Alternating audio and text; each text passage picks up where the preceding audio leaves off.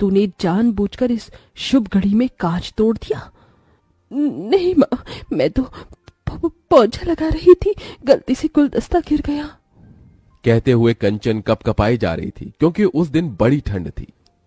क्यों री, हाथों में जान नहीं है क्या? खाने को तो 10-10 रोटी एक बार में खा जाती है। अच्छे से पोंछा लगा, फर्श एकदम चमकना चाहिए, और उसके बाद चाय समोसे नाश्ता भी बना देना। ये कहते हुए मालती जानबूझकर उस बेचारी के पैरों पर से चढ़कर चली जाती है, जिससे कड़ाके की ठंड के मौसम में उस बेचारी की चीख निकल जाती है। माँ मेरा हाथ। कंचन के साथ ऐसा जुल्म होता देखकर बिछौने पर लकवे में पड़े वासुदेव की आंखों से टप टप आंसू चूने लगते हैं। थोड़ी देर में वसुंधरा अपने बेटे कार्तिक के साथ विद्या को देखने आती है। तभी कंचन चाय नाश्ता लेकर परोसती है। आंटी जी नाश्ता। मालती जी, ये लड़की कौन है? जी ये इस घर की नौकरानी है। ये सुनते ही कंचन की आंखों में आंसू भर आते हैं। वो लड़के वालों के बीच से जाने लगी। तभी विद्या ने कहा, कंचन जरा रुक। माँ जी, ये इस घर की नौकरानी नहीं बल्कि मेरी बहन कंचन है। विद्या के शब्दों में कंचन के लिए एक बड़ा मान था। बड़ा प्यार है दोनों बहनों के बीच। बहन, मुझे मेरे कार्तिक के लिए आपकी विद्या पसंद है। तभी कंचन को उसके काले रंग के लिए नीचे दिखाते हुए मालती ने इतरा कर कहा, पसंद तो आनी ही थी वसुंधरा जी।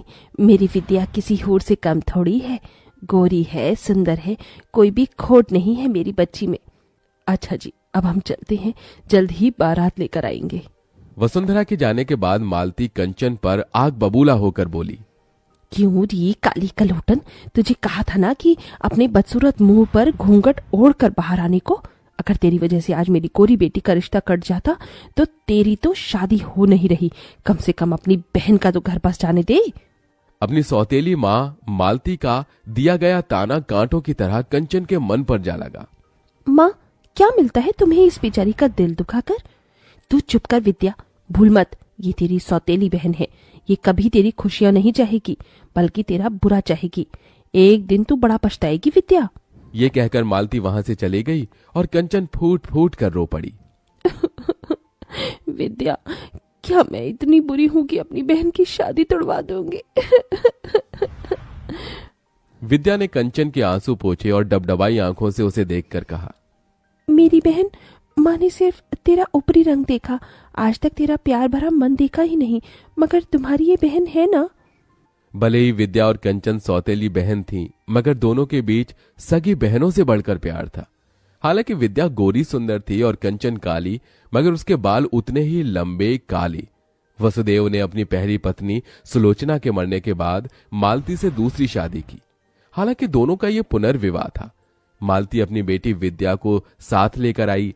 विद्या ने तो कंचन को अपनी बहन मान लिया था, मगर मालती कंचन के काले रंग की वजह से उसे बेटी न ही मान सकी और न ही अपना सकी। यह भेदभाव वसुदेव से देखा नहीं गया और वो सदमे में चले गई। हालांकि मालती ने कंचन को गरीब घर में ब्याहने के लिए बहुत से ऐसे रिश्ते देखे, मगर उसके काले रंग के चलते वो भी रिश्ते वाले उसे ठुकरा गए, क्योंकि कहते हैं ना, नियति का तय हुआ कोई नहीं टाल सका। जिसके बाद विद्या की शादी अमीर घर में तय हो गई और गुजरते दिन के साथ शादी की रस्में अब शुरू हो गईं। विद्या बेटी, देख, मैंने तेरे हल्दी और मेहंदी के लिए 2 लहंगे बनवाए हैं। सुंदर है? हाँ माँ, बहुत सुंदर है। पर माँ, कंचन के लिए लहंगा? कंचन का नाम सुनते ही मालती चिढ़ गई। अरे शादी तेरी है, उसकी थोड़ी होने वाली है। दुल्हन तू है और कंचन मेरी बहन। अरे देख, इस पीले वाले लहंगे में कितने अच्छे बेल बूटे हैं, और ये हरा वाला लहंगा मेहंदी के टाइम पर पहनना है। तेरी माँ ने कैमरे वाले को भी बुलाया है, और तू चिंता मत कर, उसे भी दे दूंगी मैं कपड़ा। थैंक यू माँ। मालती ने कंचन को देखते हुए उसे एक बड़ा पुराना सा सूट पहनने को दिया, जो कि कई जगह से फटा भी था। एरी कर लो, ये ले, पहन लियो तू। बिना किसी शिकायत के कंचन ने उसे स्वीकार कर लिया और विद्या को हल्दी मेहंदी लगने लगी। पड़ोसनों ने गाना बजाना भी शुरू कर दिया। हल्दी लगाओ रे, तेल चढ़ाओ रे, बन्नों का गोरा बदन चमकाओ रे। मेरी बच्ची कितनी सुंदर लग रही है। अरे मालती, अब क्या विद्या को हल्दी में ही नहला देगी? और क्या, रज रज के हल्दी लगाऊंगी, तभी तो मेरी विद्या का गोरा रंग खिलेगा। सबने बारी बारी से विद्या को हल्दी लगाई, मगर कंचन एकदम पीछे खड़ी थी। कंचन, तू अपनी बहन को हल्दी नहीं लगाएगी? आना, दूर क्यों खड़ी है? तभी मालती ने कंचन को हल्दी लगाने से रोक दिया। क्या हुआ माँ, तुमने मुझे रोक क्यों दिया? क्योंकि मैं नहीं चाहती कि तू अपने इन मनहूस काले हाथों से मेरी बेटी को हल्दी लगाए। कहीं मेरी बेटी का रिश्ता टूट गया तो? इतना अच्छा घर द्वार मिला है। मालती के साथ सभी पड़ोसन भी कंचन पर ताना कसने लगी। ठीक कह रही है मालती, अरे ये तो है ही अभागिन, दुनिया में आते ही माँ को खा गई। वही तो, इसे तो इस शादी के शुभ रस्मों से भी दूर ही रखो, इसकी काली नजर न लग जाए। होने वाली दुल्हन को वैसे भी इतनी गोरी और सुंदर जो है। बस बहुत हुआ। मैं मानती हूँ कि मेरी बहन का मुझे हल्दी लगाना मेरे लिए शुभ है। कंचन, मुझे हल्दी लगा।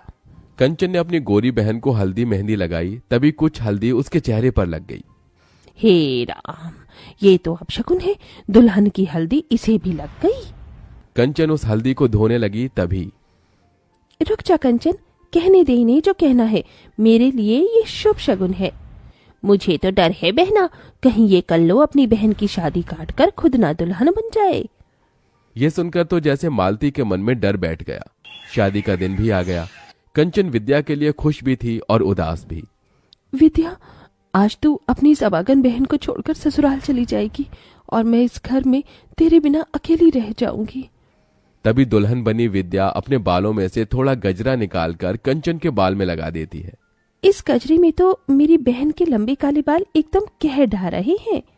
इतने में बारात आ जाती है। तभी मालती कंचन को अपने पास बुलाती है। माँ, आपने बुलाया? हाँ कंचन, तू अपनी बहन से कितना प्यार करती है? अचानक ये सवाल क्यों माँ? क्योंकि मैं जानती हूँ जब से विद्या का रिश्ता इतने बड़े घर द्वार में लगा है तुझसे देखा नहीं जा रहा, इसीलिए तू ये रिश्ता काटना चाहती है ताकि तेरी टाल गल सके और तेरी कोरी बहन की जगह कार्तिक से तू शादी कर सके। ये सुनकर कंचन टूट सी गई। नहीं माँ, ऐसा नहीं है। अगर ऐसा नहीं है तो फिर क्यों सजी धजी है तू? शादी तो तेरी बहन की है, साबित कर दे कि तू मेरी विद्या का बुरा नहीं चाहती। और फिर कंचन ने वहां रखा गमला अपने पैरों पर गिरा लिया, जिससे कि ठंड के उस मौसम में वो तड़प गई। माँ, लो माँ, इस बदनसीब बहन ने साबित कर दिया। आप अगर चाहती हैं कि मैं विद्या की शादी में शामिल न हूं तो मैं नहीं जाऊंगी माँ। तभी दूर से आदर्श ने ये सब देखा। उधर विद्या कंचन को ढूंढने लगी। आदर्श ने उसे सारी बात बता दी, साथ ही अपना फैसला सुनाया। वसुंधरा मामी, मैं कंचन का हाथ थामना चाहता हूँ, उससे शादी करना चाहता हूँ। ये सुनकर विद्या कंचन के लिए बहुत खुश हुई। देखा माँ, जिसकी जोड़ी जब लगनी होती है ऊपर वाला उसे मिला ही देता है। देखो, मेरी बहन का खुशियों भरा भाग्य उसके सामने खड़ा है। मालती के मन में पछतावे का गुबार भरा था, जो आंसू बनकर बहने लगा। कंचन बेटी, अपनी माँ को माफ कर दे, मेरा ही मन मैला था, इसलिए विद्या के लिए तेरा प्यार कभी देख न सकी। बोल, तेरे लिए क्या करूं? बस इतना कर दो माँ कि आज अपनी इस बेटी को मायके की चुनरी ओढ़ाकर विदा कर दो। ये सुनकर सभी का दिल निकल आया, जिसके बाद कंचन का कन्यादान उसकी गोरी बहन के साथ उसी मंडप में हो गया।